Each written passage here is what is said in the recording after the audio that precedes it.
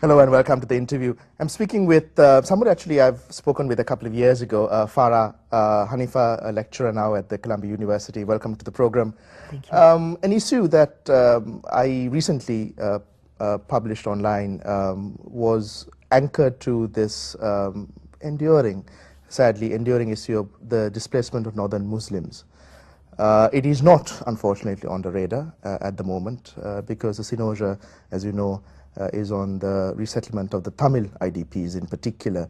But this, Farah, is an issue you've been involved in and engaged in for a number of years. And I said sadly because it is an issue that does endure. It is still very much unsettled and unresolved. What is happening on the ground right now, post-war? What is the situation like? Because the last time I think the interview, this series dealt with the issue, it was about October 2009, and then there were a lot of actually unresolved issues then. Has there been any progress whatsoever? Yes, about it not being on the radar, Sanjana, I'd like to just say one thing. Just before the presidential election, actually, President Mahinda Rajapaksa was in Puttalam and spoke to the people and promised them that the resettlement of the Muslims would be done by May this year. So, I mean, I think that's a huge thing, and it's a huge promise. I think that the northern Muslims are really depending on. So the entirety of the displaced population would be, what was the promise? Yes, something like that. I don't think it was clearly spelled out how it would be done or when, you know, but that by May this year, something significant would be done. So I think the northern Muslims are really pinning a lot of hope on that, and you know, it's hope that something will happen as a consequence of that.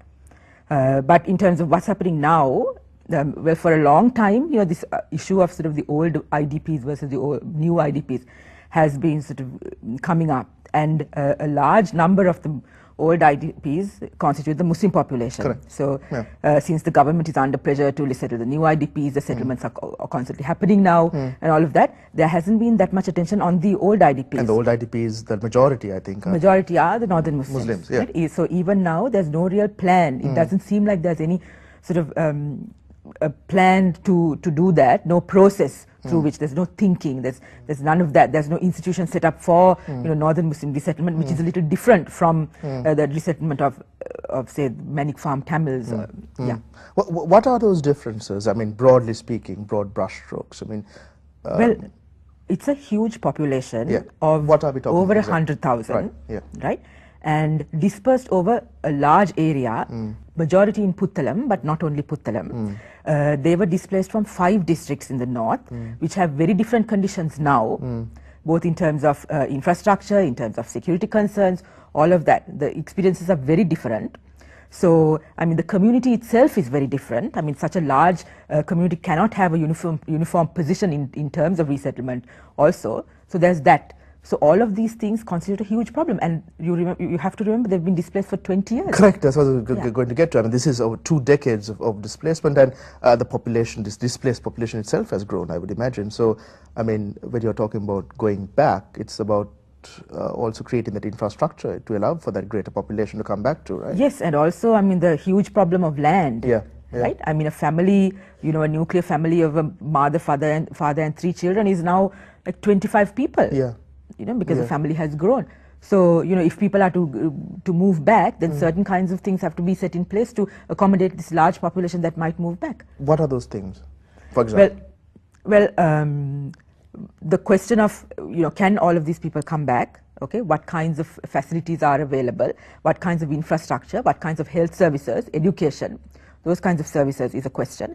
But then also the question of who will want to go back is also not a sort of a clear question. Settled right? one, Given that they've been living in Puttalam and elsewhere for 20 years, I mean, they've sort of built up lives in these areas, you know, so you know, that needs to be taken into consideration, that you don't need to create another displacement. Right? So there needs to be, you know, it should be thought through that, you know, there are certain pockets of this population that might not want to move, okay? So that needs to be accommodated. So these kinds of decisions need to be made. The planning needs to incorporate all of these things. This, however, is a process that, although you don't see in government, you've been involved in through a citizens' commission that's now been functioning for what, nearly a year? I take it. But very few people seem to know about this, unfortunately. Maybe you could just tell us the work of the commission thus far. Yes. Well, the Citizens' Commission on the Expulsion of the Northern Muslims in 1990 was organized due to the fact that a state commission has not yet been organized. Now, the Northern Muslims have been interested in having the state investigate the expulsion for a really long time, but it hasn't happened yet. Yeah. So it is hoped that it will at some point, but the Citizens Commission was convened to help in the process to a certain extent, to have some information that is endorsed by the community that can be utilized by any sort of state commission that might, be brought into constituted at some point. Yeah. Okay. So now the way in which the Citizens Commission was formed was in partnership, the Law and Society Trust in partnership with the Rural Development Foundation in Puttalam, the Community Trust Fund and the People's Secretariat. 3 organizations that have a long history of working with the Northern Muslims came together to bring about this commission.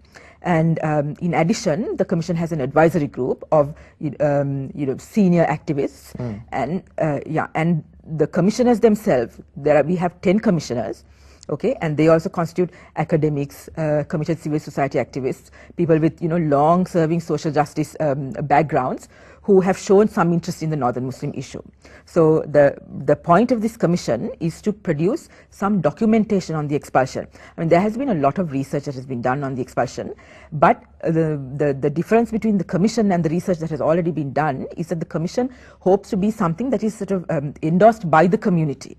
Okay, and it's coming from the community, but which will also be looked at and critically analyzed by those outside of the community, so that there is some sort of record.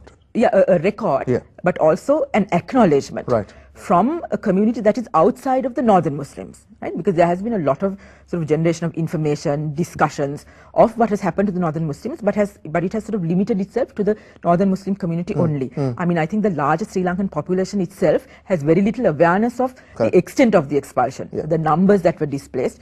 Over 65,000 people left the north in 1990. The manner of the expulsion in the different districts, from 5 districts, for instance. So all of this is not common knowledge. It's not part of the historical record even in Sri Lanka. When you talk about the conflict, it is not something that immediately comes to mind, the expulsion of the Northern Muslims. So it is to sort of correct some of these things that the Citizens Commission has been formulated. And what have you gathered thus far in terms of the narratives that you go on and captured? Yes. Well, let me tell you a little bit about how the commission functions first. Okay. Now, we have 10 commissioners and we have sittings where the commissioners participate, and of course the Northern Muslims give testimony. Other than that, the commission also has an office in Puttalam, and we have been sending out researchers to collect testimony that the commissioners will be listening to and reading. So this is the manner in which we've been collecting the material. Now, in terms of the nature of the material we've collected testimonies from people who experienced the expulsion, who are of a certain age now, who have strong memories of the expulsion. We've collected testimonies from youth who've grown up in displacement and have very little memory of the north, if at all, and who have very strong connections to the place in which they've clearly grown up and lived. So we have that, and then we have people who feel a certain connection with the north, but who've also built up their lives in Puttalam and elsewhere. Who have a sense that they really do want to go back, but if they do go back, I mean, it will take them. I mean, one person actually told us that it has taken him 20 years to come to the position that he's had, and he feels that he's still not where he really would like to be, and he says that now if I go back, it will take me 20 more years to get to where I am now. So these kinds of questions are huge questions that preoccupy Northern Muslims, and these kinds of questions keep appearing in the narratives that we encounter. Okay, but this is not the only question. I mean, the most interesting factor is the wide variety of stories that there are among the Northern Muslim population. So it's not possible for us to take any position regarding Northern Muslim return, because it's a huge population and the stories are vastly different.